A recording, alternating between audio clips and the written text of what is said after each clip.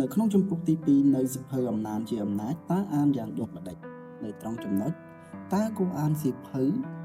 អ្វីជាអត្ថិភាពបាននិយាយថាឲ្យតែយើងប្រឹងអានសៀវភៅដែលត្រូវអានគឺអ្វីក៏យើងអាចធ្វើបានដែរស្របនឹងចំណងជើងដែលខ្ញុំបានដាក់ថាអំណាចជាអំណាចគឺវាមានន័យថាឲ្យតែអានអ្វីក៏អាចដែរ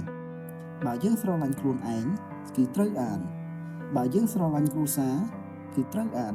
បើយើងស្រឡាញ់សង្គមគឺត្រូវអានទុយទៅវិញបើយើងមិនអានទេគឺស្មើនឹងយើងបានបោះបង់ខ្លួនឯងចោលបានបោះបង់គ្រួសារចោលនិងបានបោះបង់សង្គមចោលទស្សនៈដែលយល់ថាឲ្យតែសៀវភៅគឺល្អទាំងអស់ឲ្យតែអានគឺសុទ្ធតែល្អទាំងអស់គឺជាទស្សនៈមិនត្រឹមត្រូវទាំងស្រុងទេមិនមែនឲ្យតែសៀវភៅសុទ្ធតែល្អទាំងអស់ទេអានគឺត្រូវតែអានហើយតែត្រូវជ្រើសរើសសៀវភៅអានឲ្យត្រូវផងជាទស្សនៈរបស់ខ្ញុំយុវជនយើងគួរតែអានសៀវភៅដែលទាក់ទងនឹង1ចិត្តវិញ្ញាណឬសាសនាត្បិតចំណេះដឹងបែបនេះវានឹងបង្រៀនយើងពីរបៀបនៃការស្វែងរកខ្លួនឯងការស្គាល់ខ្លួនក្នុងកម្រិតស៊ីជម្រៅនិងអាចធ្វើឲ្យចិត្តរួចដោះក្នុងថ្នាក់ពិសោធន៍ជាក់ស្ដែងមនុស្សយើងម្នាក់ឲ្យតែបានស្គាល់ខ្លួនឯងច្បាស់ដល់ថ្នាក់ស៊ីជម្រៅហើយចង់ធ្វើអ្វីក៏បានដែរការស្គាល់ខ្លួនឯងថាជាអ្នកណាវាគឺជាអំណាចសពថ្ងៃខ្មែរយើងខ្លះរស់នៅចេញមិនផុតពីប្រាជ្ញាឆ្លៀងវៃថ្នាក់ខួរក្បាលទេអញ្ចឹងហើយទៅបានជាមនុស្សចេះតែតោះតែងគ្នាមិនសូវត្រូវគ្នានេះដោយសារតែយើងគ្មានសន្តិភាពជាមួយខ្លួនឯងឬបាក់បែកជាមួយខ្លួនឯងការរស់នៅប្រើតែអារម្មណ៍2ភាពជាអ្នកដឹកនាំ leadership ត្បិតចំណេះដឹងបែបនេះវាធ្វើឲ្យយើងចេះធ្វើការជាក្រុមចេះសាមគ្គីគ្នាមិនឲ្យសត្រូវបំបែកបំបាក់បានការយល់ខុសរបស់ខ្មែរយើងខ្លះតែងយល់ថាការដឹកនាំគឺទាល់តែមានអំណាចមានឋានៈមានតួនាទីរីឯចំពោះយុវជនខ្លះទៀតចង់ធ្វើជាមេគេចង់តែដឹកនាំគេស្របពេលខ្លួនឯងមិនទៅមុខសោះភាពជាអ្នកដឹកនាំគឺជាការដឹកនាំខ្លួនឯងឲ្យជោគជ័យជាមុនសិនអ្នកដែលមានចំណេះដឹងភាពជាអ្នកដឹកនាំគឺងាយនឹងដឹកនាំជីវិតខ្លួនឯងទៅរកភាពជោគជ័យឬបើមិនមានជីវិតជោគជ័យជាមាសជាប្រាក់ទេតែយ៉ាងហោចណាស់ក៏អាចធ្វើឲ្យជីវិតខ្លួនមានតម្លៃដែរ3ទស្សនវិជ្ជាត្បិតសៀវភៅបែបនេះវាអាចធ្វើឲ្យយើងចេះគិតបែបស៊ីជម្រៅចេះឆ្ងល់ចេះចោទចេះឆ្លើយចេះស្វែងរកចម្លើយគុណភាពនៃជីវិតមនុស្សម្នាក់វាអាស្រ័យទៅលើគុណភាពនៃគំនិត4ហេរញ្ញវត្ថុគឺជាចំណេះដឹងនៃការចាត់ចែងលុយកាក់និងចំណេះដឹងនៃការរកប្រាក់នៅមានសៀវភៅជំនាញផ្សេងទៀតដែលត្រូវអានតែដោយសារខ្ញុំមានទស្សនៈយល់ថាគំនិតត្រូវដើរមុនអ្វីទាំងអស់តែខ្ញុំលើកពីសៀវភៅដែលទាក់ទងនឹងការគិតមុនអ្វីសំខាន់ដូចគ្នាតែភាពមុនក្រោយឬក៏អត្តភាពគឺជារឿងត្រូវគិតមុនបំផុតបើយើងចេះកំណត់អត្តភាពឬភាពមុនក្រោយនៃកិច្ចការវានឹងធ្វើឲ្យយើងចំណេញច្រើនជាងមិនដឹងធ្វើអ្វីគួរធ្វើមុននិងអ្វីគួរធ្វើក្រោយខ្ញុំសូមបញ្ជាក់ជូនថាចំណេះដឹងចិត្តវិញ្ញាណឬសាសនាគឺសំខាន់ខ្លាំងណាស់ដែលម្នាក់ត្រូវសិក្សានិងពិសោធន៍ដោយខ្លួនឯងផ្ទាល់ព្រះពុទ្ធសម្ដែងថាចិត្តជាប្រធានចំណេះដឹងខួរក្បាលវានៅក្រោមចិត្តទេខួរក្បាលពេលរាងកាយស្លាប់ទៅគឺត្រូវដុតចោលការចងចាំថ្នាក់ប្រាជ្ញាឆ្លៀសវៃនៃខួរក្បាលនឹងបាត់បង់អស់តែនឹងសល់អ្វីបើយើងដឹងចម្លើយគឺយើងនឹងរស់នៅពីមុខជីវិត ឬក៏ហួសពីជីវិតចុងក្រោយនេះគ្រាន់តែជាការយល់ឃើញនិងបទពិសោធន៍ខ្លះៗរបស់ខ្ញុំប៉ុណ្ណោះហើយក៏ពុំត្រូវគ្រប់ស្ថានភាពដែរត្បិតខ្ញុំនិយាយនៅក្នុងន័យវិញ្ញាណអារម្មណ៍អ្នកដែលក្រលំបាកអ្នកដែលខ្វះលុយកាក់និងអ្នកដែលសន្ធិដ្ឋនៅក្នុងស្ថានភាពដែលត្រូវប្រឹងធ្វើអ្វីៗក៏ដោយសំខាន់ត្រូវខ្លួនឯងឲ្យច្បាស់ហើយកុំឃើញដំរីជួសតាមដំរីពេលក្រកុំចង់សប្បាយពេលសប្បាយកុំភ្លើតភ្លើនកុំអានដោយចិត្តខឹងសម្បាអត្ថបទនេះបាននិយាយថាអត្ថបទទេសនៈនិងគំនិតដែលមាននៅក្នុងសៀវភៅទេសនៈខ្លះវាគឺជាគំនិតដែលបងប្អូនអ្នកអានមិនគួរកំណត់ថាត្រូវទាំងស្រុងឬក៏ខុសទាំងស្រុងឡើយប៉ុន្តែវាអាចត្រូវឬក៏អាចខុសគឺអាស្រ័យទៅលើស្ថានភាពជាក់ស្ដែងនិងកលៈទេសៈប៉ុណ្ណោះទេសនៈខ្លះយើងអាចពិចារណាត្រឹមត្រូវតាមលក្ខណៈតក្កវិជ្ជាឬក៏សមហេតុផលរីឯទេសនៈខ្លះទៀតចំណេះដឹងបែបតក្កវិជ្ជាมันអាចយកមកពិចារណាឲ្យបលផលបានឡើយត្បិតតតែអ្នកអានធ្លាប់ឆ្លងកាត់នៅបទពិសោធន៍ជាក់ស្ដែងផ្ទាល់ទើបអាចបលត្រូវខ្ញុំលើកទឹកចិត្តឲ្យបងប្អូនអានដោយពិចារណាច្រើនជាងអានជាមួយនឹងការខឹងសម្បាទេសនៈខ្លះវិជាទេសនៈក្តៅដែលអាចធ្វើឲ្យអ្នកអានឈឺចាប់ឬក៏ខឹងសម្បានៅពេលអានម្ដងការឈឺចាប់នឹងការខឹងសម្បានេះវាលេចរូបរាងឡើងក្នុងលក្ខខណ្ឌដែលគំនិតខ្លះវាផ្ទុយនឹងការយល់ឃើញរបស់យើងឬប្រឆាំងនឹងនិន្នាការសាសនាឬទំនោរនយោបាយរបស់យើងបើទោះបីជាយើងមានគំនិតផ្ទុយឬមាននិន្នាការលើសាសនា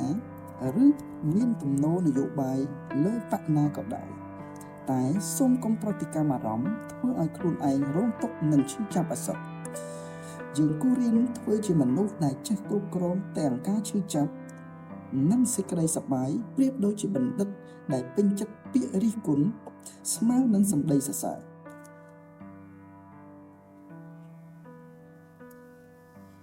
មិនមែនគ្រាន់តែអាន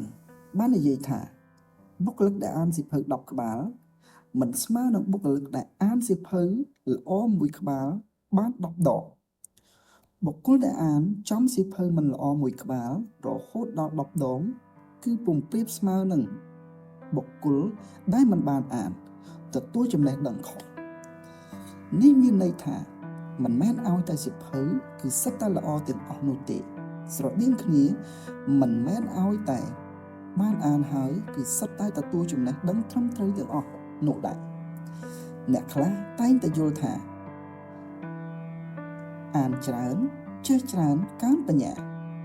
ការយល់ឃើញបែបនេះគឺត្រឹមត្រូវហើយតែមិនត្រឹមត្រូវទាំងស្រុងឡើយតើលក្ខណៈបែបណាដែលគួរតែត្រឹមត្រូវអានគឺត្រូវតែអានហើយតែត្រូវបន្ថែមខ្លឹមសារបន្តិចទៀតដោយថាត្រូវអានឲ្យត្រូវសៀវភៅល្អនិងអានសៀវភៅដែលល្អឬក៏ភាសាអង់គ្លេស Read the right books not just only read កាលណាបើចំណេះដឹងយើងមិនទាន់ពេញលេញសៀវភៅខ្លះវាហាក់បីដូចជាផ្ដល់ការរីកចម្រើនយ៉ាងច្រើនដល់យើងប៉ុន្តែបើមែនតែនទៅការពិតសៀវភៅខ្លះគឺបំពុលជីវិតយើងទេសនៈដែលខ្ញុំតែងតែប្រើនៅក្នុងការជូនជាគំនិតពិចារណាទៅដល់អ្នកអានគឺសៀវភៅល្អតែងព្យាបាលសង្គមតែសៀវភៅអាក្រក់គឺបំពុលសង្គមសៀវភៅល្អគឺជាឱសថពៅតែសៀវភៅអាក្រក់គឺជាថ្នាំពុលតើបំពុលសង្គមយ៉ាងដូចម្តេចនៅក្នុងប្រវត្តិសាស្ត្រតើរបបផ្ដាច់ការកើតចេញពីណាជាពិសេសជនផ្ដាច់ការ Adolf Hitler កើតចេញពីណាបើពេលយើងក្រឡេកទៅមើលប្រវត្តិ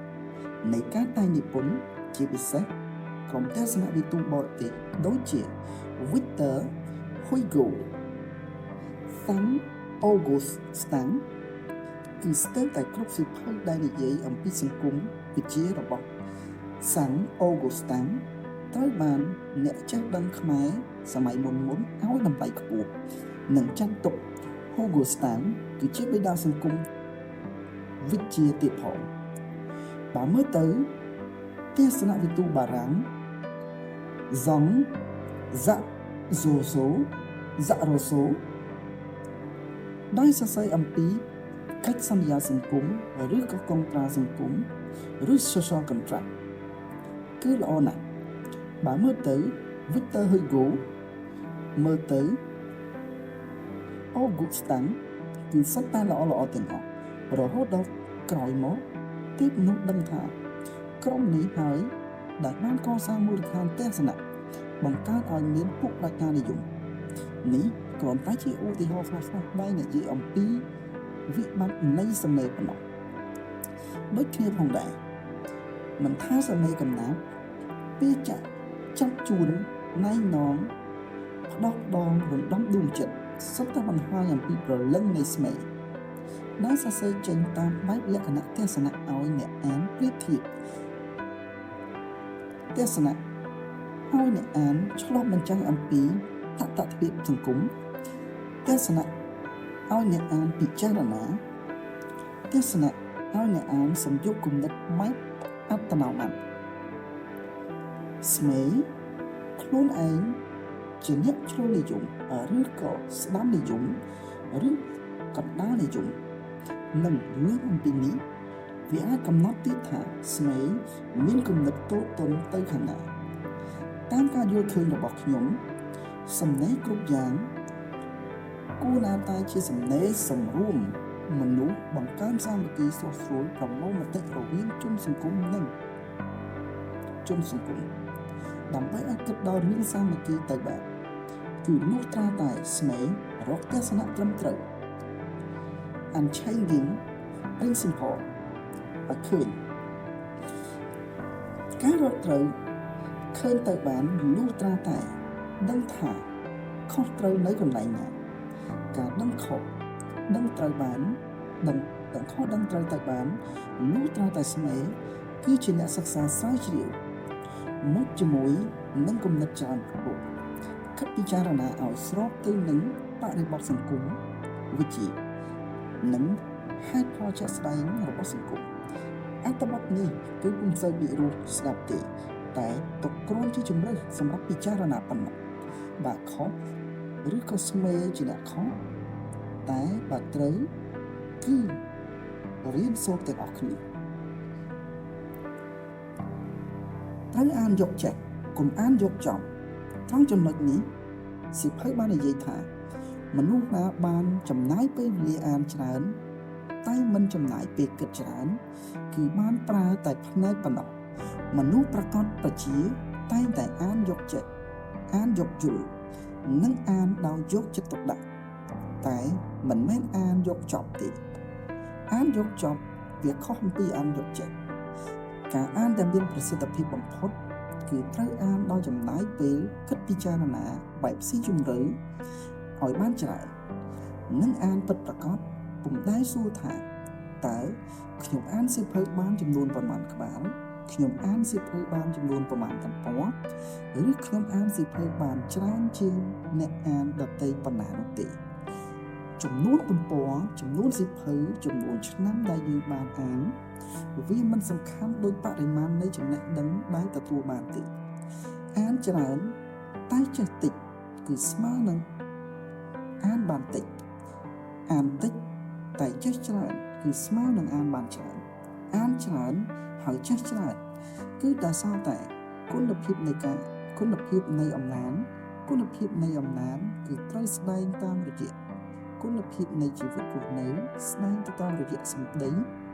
មានសុជីវធម៌ស្ដែងតាមរយៈលទ្ធផលនៃជីវិតស្ដែងតាមរយៈគុណធម៌ផ្លាក់ចំណេះដឹងដែលឥតបានបំពាក់នៅភាពត្រឹមត្រូវគឺជាចំណេះដឹងអាក្រក់ព្រោះនឹងបំផ្លាញអ្នកដទៃជាពិសេសគឺបំផ្លាញមនុស្សល្អ មនុស្សណាដែលគិតហើយតែមិនធ្វើគឺបានត្រឹមតែទ្រឹស្ដីប៉ុណ្ណោះមនុស្សណាដែលប្រឹងហើយតែបរាជ័យនោះគឺបានត្រឹមតែបទពិសោធន៍ប៉ុណ្ណោះបរាជ័យហើយបរាជ័យទៀតតែមិនចុះចាញ់នោះទៅហៅថាមនុស្សជោគជ័យពិតប្រាកដចេះអានត្រូវចេះបន្សុទ្ធចំណុចត្រង់នេះទស្សនវិទូបារាំង Voltaire បាននិយាយថាពេលខ្ញុំអានកាន់តែច្រើនខ្ញុំសញ្ជឹងគិតពិចារណាកាន់តែជ្រៅខ្លាំងហើយពេលខ្ញុំសញ្ជឹងគិតពិចារណាកាន់តែជ្រៅខ្លាំងគឺខ្ញុំក៏កាន់តែទទួលស្គាល់ខ្លួនឯងកាន់តែច្បាស់ខ្លាំងដែលថាខ្ញុំមិនចេះអ្វីសោះអ្នកដែលបានអានសៀវភៅច្រើនបំផុតដោយមិនចំណាយពេលគិតពិចារណាគឺមានកំហុសស្មើទៅនឹងអ្នកគិតច្រើនដោយមិនបានអានមនុស្សដែលគិតច្រើនដោយគ្មានមូលដ្ឋានគោលការណ៍តែបង្កបញ្ហានិងមេរោគទៅដល់ចិត្តគំនិតរបស់ខ្លួនឯងជានិច្ចអានដើម្បីគិតហើយកុំធ្វើជាទេសកលនៃគំនិតរបស់ស្នេហ៍យើងចំណាយពេលវេលាអានសៀវភៅដូចគ្នានិងចំនួនក្បាលសៀវភៅដូចគ្នាតែការជ្រួតជ្រាបទទួលបានចំណេះដឹងអំពីសៀវភៅគឺវាពុំដូចគ្នាឡើយអ្នកអានខ្លះមានសមត្ថភាពពិចារណាខ្ពស់ជាងអ្នកនិពន្ធគំនិតអ្នកនិពន្ធខ្លះគឺជាគំនិតសាមញ្ញតែប្រើកម្រិតសមត្ថភាពនៃអ្នកអានខ្ពស់វានឹងធ្វើឲ្យគំនិតសាមញ្ញផ្ដុំសាច់ផ្ដុំឈាមคล้ายទៅជាគំនិតអស្ចារ្យដូច្នេះហើយទើបបានជាយើងជាអ្នកអានត្រូវតែកុំងប់ក្រឡាជាមួយនឹងគំនិតអ្នកនិពន្ធណាឲ្យសោះបើងប់ក្រឡាគឺស្មើនឹងងប់បញ្ញាហើយបើងប់បញ្ញាគឺស្មើនឹងคล้ายទៅជាកញ្ចេះនៃគំនិតអ្នកនិពន្ធអ្នកខ្សត់នៅការពិចារណាគឺច្រើនតែធ្លាក់ខ្លួននៅក្នុងទេសភាពនៃគំនិតអរិយាបថបែបនេះវានឹងធ្វើឲ្យយើងរីកចម្រើនឡើងមនុស្សដែលអាចចេះអានពិតប្រាកដគឺជាមនុស្សដែលដឹងសៀវភៅត្រូវអាននិងចេះបន្សុទ្ធចំណេះដឹងចេញពីសៀវភៅហើយអាចបំលែងទ្រឹស្ដីចេញជាការអនុវត្តជាក់ស្ដែងអ្នកដែលចេះអានគឺជាបុគ្គលដែលអានសៀវភៅយកគុណភាពតែមិនមែនអានយកបរិមាណឡើយការអានសៀវភៅយកគុណភាពគឺមានន័យថាអានយកចេះតែមិនមែនអានយកចប់ទេតើអ្នកជាអ្នកអានយកចេះឬក៏អានយកចប់អំណាចបែបស្រាវជ្រាវត្រង់ចំណុចនេះបាននិយាយថាមនុស្សយើងឲ្យតែនៅមានជីវិតគឺពិតជាត្រូវការវិជ្ជាប្រៀបដូចជាចង្អៀតចង្កៀងឥតប្រេងពុំបានពេលយប់ត្រូវការពន្លឺព្រោះពន្លឺគឺជាអ្នកកម្ចាត់បង់នៅភាពអន្តការ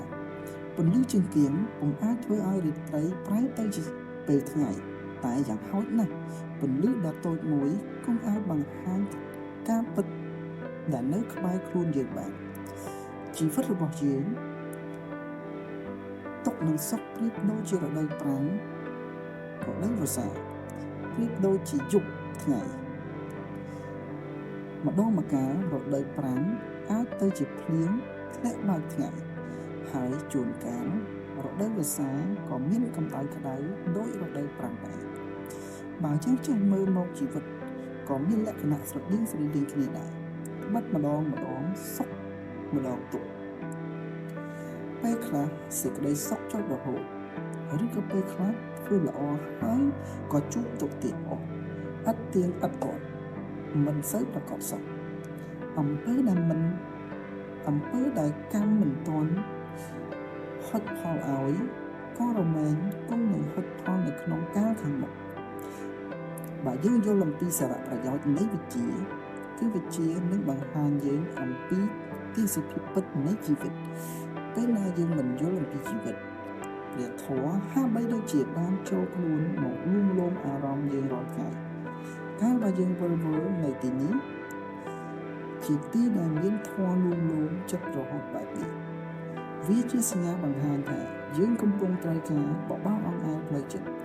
តែមិនទាន់ជ្រាបឬមិនទាន់អាចទទួលយកការពិតនៃជីវិតបានឡើយទេ ខ្ញុំចង់លើកយកការប្រៀបធៀបរវាងធម៌លួងលោមចិត្តនិងការអានសៀវភៅបែបស្រាវជ្រាវមកចែករំលែកតើអ្វីទៅជាអំណាចបែបស្រាវជ្រាវក្នុងវិធីនៃការអប់រំផ្លូវចិត្តបើសិនជាយើងមានជំនឿទៅលើសាសនាណាមួយហើយ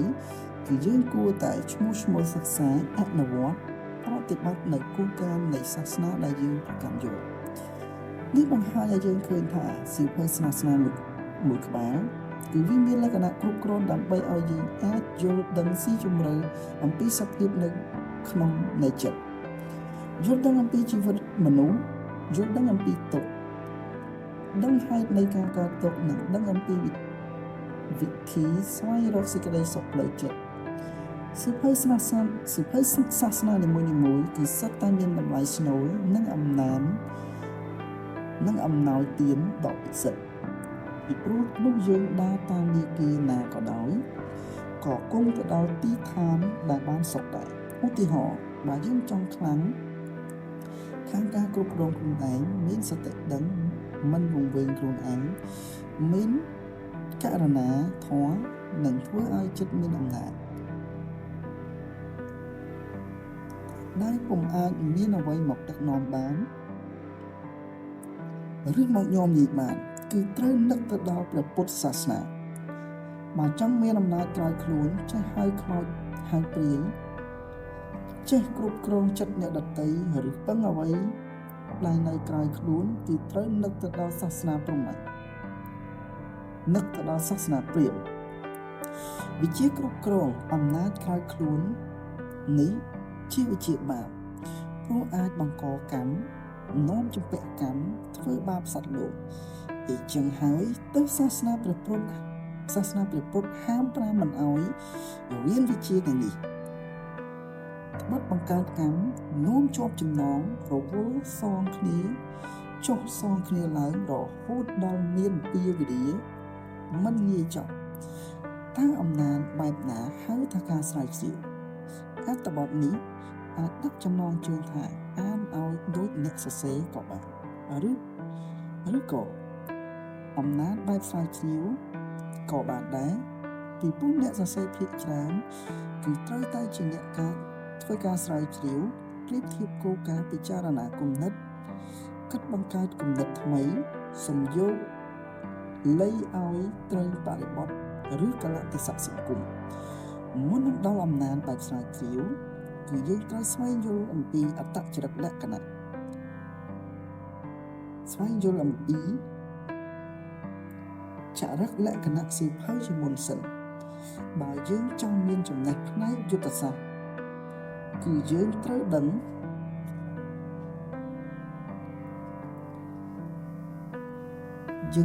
ថាតើបណ្ដុំសៀវភៅណាដែលចាត់ទុកជាសៀវភៅយុទ្ធសាស្ត្រតើបុគ្គលណាខ្លះដែលជាអ្នកយុទ្ធសាស្ត្រល្បីល្បាញតើអ្នកយុទ្ធសាស្ត្រប្រទេសណាខ្លះដែលយើងគួរសិក្សារៀនសូត្រតាមការដឹងអំពីបញ្ហាចរិតសៀវភៅ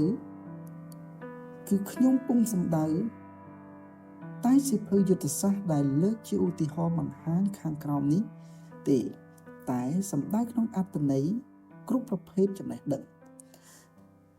ដោយមិនថាចំណេះដឹងទស្សនវិជ្ជាសង្គមវិជ្ជាប្រវត្តិវិជ្ជានយោបាយសាសនាសេដ្ឋកិច្ចភាពជាអ្នកដឹកនាំគ្រប់គ្រងខ្ញុំសូមណែនាំអ្នកប្រាជ្ញយុទ្ធសាស្ត្របុរាណដ៏ល្បី3រូបដែលគំនិតបុគ្គលទាំងនេះត្រូវបានយកមកបកស្រាយបំបែកទស្សនៈនិងការសិក្សារៀនសូត្រសម្រាប់អ្នកជំនាន់ក្រោយៗទី1អ្នកប្រាជ្ញឥណ្ឌាចាណធ្យៈដែលជារាជគ្រូសៀវភៅរបស់ចាណធ្យៈគឺចាណធ្យនីតិឬជាភាសាអង់គ្លេសចាណធ្យានីតិនិងសៀវភៅសំខាន់របស់ចាណធ្យៈមួយក្បាលទៀតស្ដីអំពីការដឹកនាំប្រទេសគឺអច្ឆាសាស្ត្រាចំណែកនៅចិនគឺមានអ្នក យុទ្ធសាស្ត្រសង្គ្រាមស៊ុនជឺដែលមានសៀវភៅសិល្បៈសង្គ្រាមឬ Art of War តាមឯកសារស្រាវជ្រាវខ្លះបានបង្ហាញថាសៀវភៅនេះគឺមានទំនាក់ទំនងគ្នាយ៉ាងខ្លាំងជាមួយនឹងគំនិតដែលមាននៅក្នុងសៀវភៅរបស់អ្នកប្រាជ្ញចិត្តវិញ្ញាណឡាវជឺគឺគម្ពីរតៅតេជីងក្រៅពីនេះអ្នកអាចសាកល្បងស្វែងយល់អំពីសៀវភៅអំពីសង្គ្រាមឬក៏ On War ដែលនិពន្ធដោយឧត្តមសេនីយ៍តូជាតិព្រូស៊ី Carvon Clausewitz មានប្រយោជន៍អ្វីខ្លះលើការអានសៀវភៅទៅតាមវិធីសាស្ត្រអានបែបនេះអ្នកអានបែបស្រាវជ្រាវត្រូវចាស់ចាត់ក្រុមសៀវភៅដែលឡែកពីគ្នាហើយក្រុមច្របល់សៀវភៅចូលគ្នាក្នុងកលៈទេសៈដែលយើងមិនទាន់យល់ខ្លឹមសារខាងក្នុងឬគោលបំណងនៃចំណាត់ថ្នាក់សៀវភៅយើងពុំគួរយកសៀវភៅនយោបាយមកលាយឡំនឹងសៀវភៅសាសនាទេហើយត្រូវចែកឲ្យដាច់ចរិតលក្ខណៈគំនិតនយោបាយនិងគំនិតសាសនាបើយើងមិនបែងចែកឲ្យដាច់ទេគឺយើងនឹងវង្វេងក្នុងទស្សនៈគំនិតទស្សនៈឬក៏គំនិតឧទាហរណ៍សាសនានិយាយអំពីការថែទាំចិត្តតែនយោបាយនិយាយអំពីការថែទាំកាយសាសនានិយាយអំពីស្ងប់តែនយោបាយនិយាយអំពីល្បិចឈ្នះសាសនានិយាយអំពីសន្តិភាពតែខ្លួនឯងតែនយោបាយនិយាយអំពីខ្លាំងទើបឈ្នះអ្នកដទៃសាសនានិយាយអំពីករណាធម៌តែនយោបាយនិយាយអំពីមហិច្ឆតា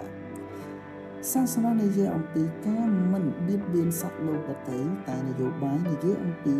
ការវាទីមិនថាអំណាចអធិពលទឹកដី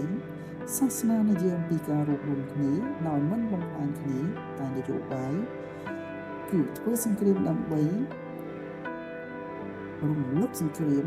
ឬនិយាយម្យ៉ាងទៀតថាចង់បានសន្តិភាពតតែធ្វើសង្គ្រាមចរិតពិតនៃសាសនាគឺកម្រប្រទូតែបើប្រទូ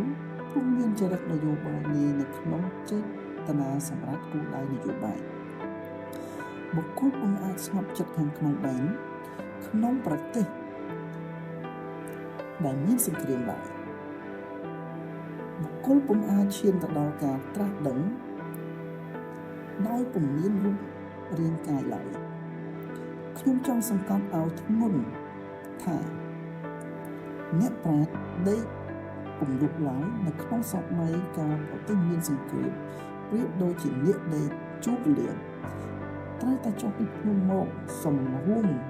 ទឹកដីនិងស្វែងរកសន្តិភាពឲ្យប្រទេសជាតិទោះមិនត្រូវកលៈទេសៈក៏ដោយបើយើងជាអ្នកអានចែកមិនដាច់ស្រេចរវាងចរិតសៀវភៅនយោបាយនិងចរិតសៀវភៅសាសនាទេឬយកចរិតនយោបាយមកលាយឡំនឹងចរិតអ្នកសាសនាគឺនឹងបង្កជំនួសជាពុំខាតការអានសៀវភៅតាមបែបវិធីសាស្ត្រស្រាវជ្រាវបែបនេះគឺវានាំអ្នកអានឲ្យយល់ពីខ្លឹមសារដើមនៃសៀវភៅមនុស្ស10ចិត្ត10ឬក៏មនុស្ស10មានចិត្ត100ផងពុំមានគំនិតដើមតែមួយមិនដឹងមានមនុស្សគិតខុសគ្នា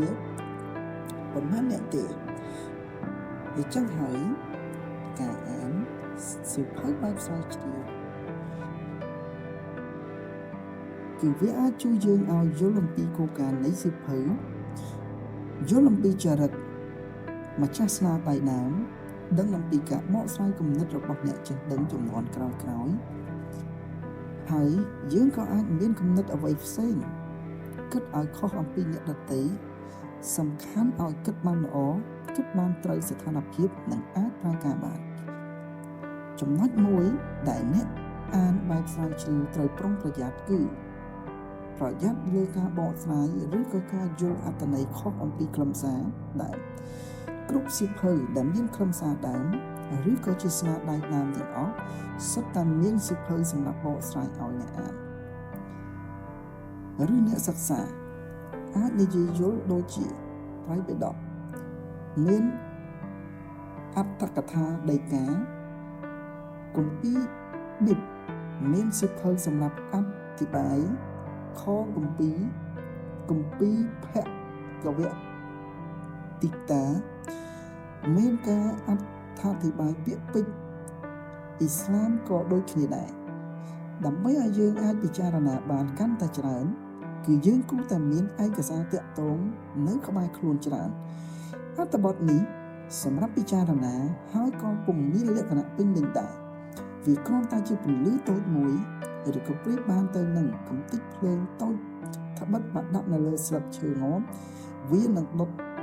កំទេចព្រៃទាំងមូលបាត់